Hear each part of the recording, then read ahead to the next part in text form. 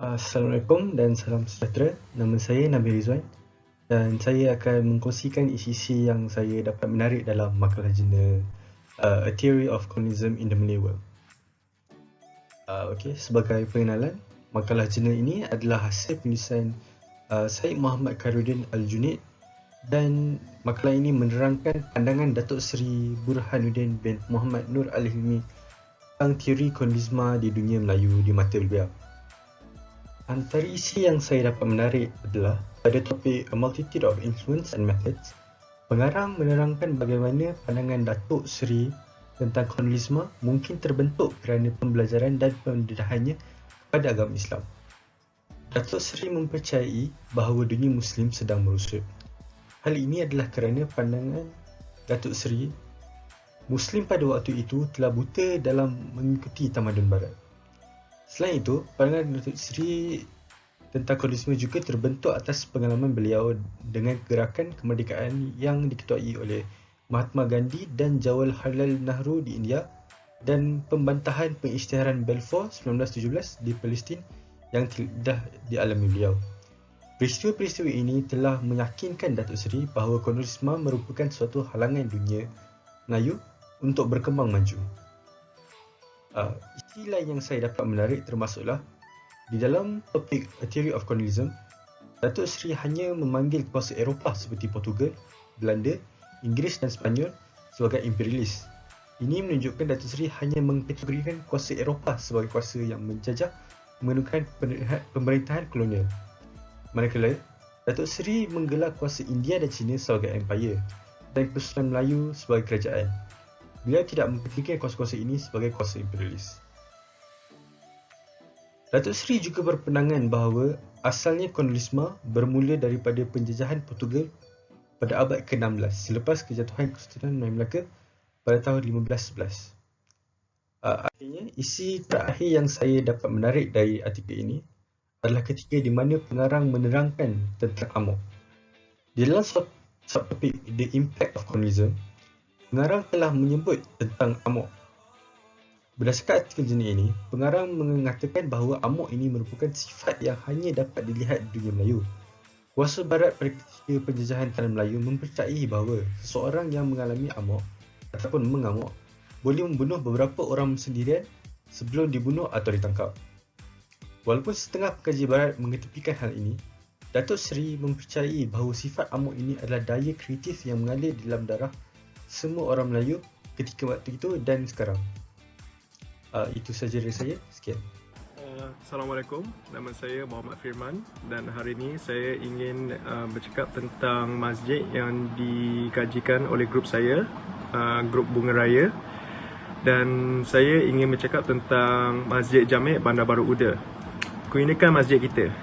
Masjid kita berkeluasan 18,640 kaki persegi dan berkapasiti 5,400 jemaah. Ini merupakan masjid utama di Bandar Baru Uda. Pembinaannya bermula sejak bulan 1994, bulan Julai, dan mula beroperasi pada 3 Januari 1997, iaitu pada hari Jumaat. Kos pembinaan masjid ini pada waktu itu ialah sebanyak 4.2 juta ringgit dan kos ini dibiayai oleh Uda Holdings Dermawan dan penduduk Bandar Baru Uda dan kerajaan negeri dari persekutuan. Antara keunikan masjid ini, selain dari seni-seni Islam, termasukkan pusat dialisis dan penyediaan mesin ATM oleh pihak Bank Islam. Maklumat yang dikongsikan oleh Imam Kamal adalah data bagi tahun 2019. Jumlah kutipan tahunan adalah sebanyak 1.4 juta ringgit dan sumber pendapatan ini adalah hasil kutipan tabung jemaat dan juga sewaan. Masjid Jami' Bandar Baru Uda mempunyai sebanyak 3 dewan di tingkat bawah. Selain itu, kawasan di belakang ruang solat berhawa dingin juga sering disewakan bagi kursus haji kerana tempatnya yang luas sesuai untuk mempraktikkan aktiviti tawaf sekeliling Kaabah. Perbelanjaan bagi tahun yang tersebut pula adalah sebanyak 1.27 juta. Dan pembelanjaan ini adalah untuk jamuan yang diadakan oleh pihak masjid bagi penduduk tempatan dan juga gaji bagi para ahli jawatan kuasa.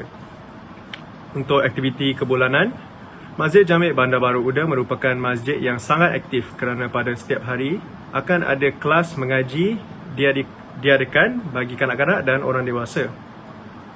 Kelas sesi pagi sering disertai oleh orang dewasa dan berumur, manakala sesi petangnya pula disertai oleh kanak-kanak yang baru habis waktu persekolahan. Selain itu, setiap pagi Isnin dan Jumaat pagi juga sering diadakan kelas oleh Ustaz Elyin Aminin. Dan pada petang Selasa pula sering diadakan kelas bagi para wanita. Tidak lupa juga kuliah maghrib yang diadakan setiap malam dan kuliah subuh pada setiap Jumaat, Sabtu dan Ahad. Pada hari Jumaat dan Sabtu juga sering diadakan kelas pada waktu duha. Anggaran bilangan jemaah, Imam Kamal menyatakan bahawa pada waktu Zuhur dan Asar, bilangan jemaah adalah dijangkakan seramai 300 jemaah. Pada waktu Jumaat pula, boleh mencecah 11 saf dan satu saf boleh memuatkan sehingga 80 orang. Namun pada waktu subuh di hari selain Jumaat, hanyalah 8 hingga 9 orang jemaah sahaja. Untuk status tanah, Imam Kamal menyatakan bahawa pada asalnya tanah tapak masjid dibina adalah kepunyaan Udaland, tetapi sekarang telah pun menjadi tanah wakaf.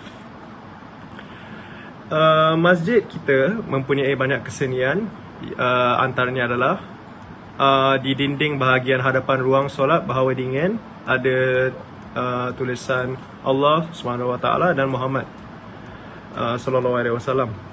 Ayat-ayat Al-Quran berada di sepanjang dinding bahagian depan ruang solat berhawa dingin. Mimbar khutbah jamaah berada di depan. Dan seni bunga simbolik agama Islam di sekeliling masjid seperti di dinding, di atas pintu masuk ruang solat berhawa dingin. Yang last sekali, kemudahan di masjid. Ada antara kemudahan terbaru di masjid ini adalah terdapat kaunter asnaf dan juga mesin sedekah digital yang juga yang juga unik kerana tidak banyak masjid yang menyediakan kemudahan sebegini. Terima kasih. Assalamualaikum, saya Yasmin binti Papa Azman akan membentangkan tentang perspektif ibu bapa saya dan kawan-kawan saya terhadap Islam melalui temu bual yang telah kami lakukan.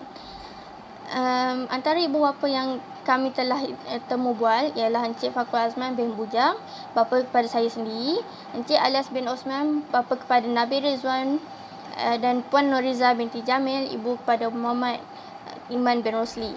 Soalan pertama, apakah persepsi ibu bapa terhadap agama Islam dan budaya agama Islam?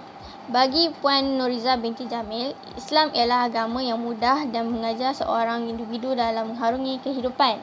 Selain itu, budaya Islam yang unik ini menyentuhkan pelbagai aspek dalam sesebuah individu bagi membentuk seorang manusia yang berjaya dan berimpak di dalam kehidupannya.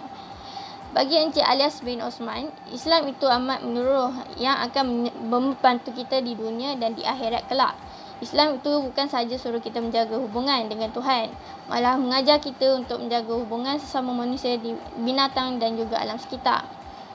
Bagi Encik Fakhrul Azman, Islam bukan setakat menekankan hubungan hamba dan pencipta, tetapi menitik beratkan hubungan sesama manusia dan alam persekitaran.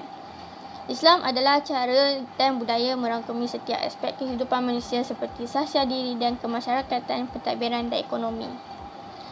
Kesimpulan bagi soalan pertama ialah agama Islam yang menyentuh pelbagai aspek dalam kehidupan dan bukan sahaja tertumpu kepada kerohanian.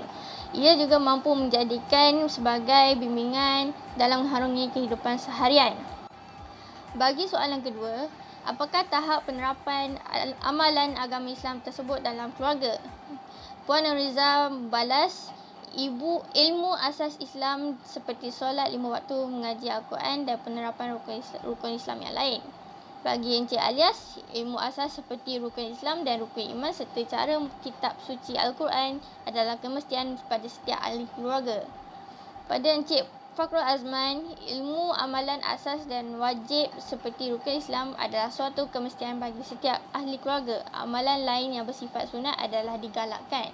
Jadi kesimpulan bagi soalan kedua, agama Islam menerapkan asas rukun Islam di dalam keluarga seperti membaca kitab suci Al-Quran dalam solat 5 waktu. Bagi soalan ketiga, apakah kepentingan agama Islam terhadap keluarga dalam membina masyarakat Malaysia yang bertamadun? Bagi Puan Noriza binti Jamil, Islam merupakan ilmu yang penting dan asas dalam membentukkan sesebuah individu, keluarga, bangsa dan masyarakat. Ia juga menyentuh pelbagai bidang dan aspek dalam kehidupan seharian. Islam juga mampu melatih diri dalam berfikiran secara logik dalam membuat sesuatu perkara. Pada Encik Alias pula, Islam merupakan tiang utama dalam membina keluarga, masyarakat ataupun negara yang maju dan bertamadun. Islam juga tidak hanya mengajar kita untuk bersedia untuk akhirat, malah ia juga mengajar kita bagaimana untuk hidup di dunia. Perkara seperti faraid boleh mengelakkan pergaduhan dan perpecahan sesama ahli keluarga. Dalam Islam, zakat juga dapat membantu mereka yang berkeperluan tanpa membebankan masyarakat. Dan bagi Encik Fakhur Azman, Islam membentuk asas yang kukuh bagi kepribadian individu dan keluarga seperti hormat menghormati. Ia juga mengajar individu supaya patuh dan taat kepada pemimpin dan undang-undang. Islam juga mengajar sikap bertolak ansur mampu menyemarakkan keharmonian masyarakat di samping mengukuhkan kerjasama. Islam juga mampu mencegah sifat-sifat negatif seperti kejatuhan maruah, tamak dan monopoli. Jadi kesimpulan kepada soalan ketiga, Islam dipelajari secara mendalam dan bersungguh-sungguh kerana ia merupakan asas dan tiang dalam membina jati diri dan akhlak di dalam sesebuah keluarga. Sekian, terima kasih. Assalamualaikum warahmatullahi wabarakatuh. Nama saya Muhammad Iman bin Rosli dan sekarang saya akan menyimpulkan kesimpulan daripada perbincangan kami sebentar tadi. Secara keseluruhannya, masjid ialah sebuah institusi yang penting dan membawa peranan dalam mengeratkan hubungan yang kukuh dalam sesebuah komuniti. Selain itu, masjid juga membawa martabat dan identiti umat Islam sejak dulu lagi. Hal ini, sebagai generasi yang lebih muda, kita seharusnya memartabatkan masjid agar tradisinya dipelihara ke generasi seterusnya dan boleh memberikan impak dalam kehidupan seharian. Itu saja daripada saya. Sekian saja. Terima kasih.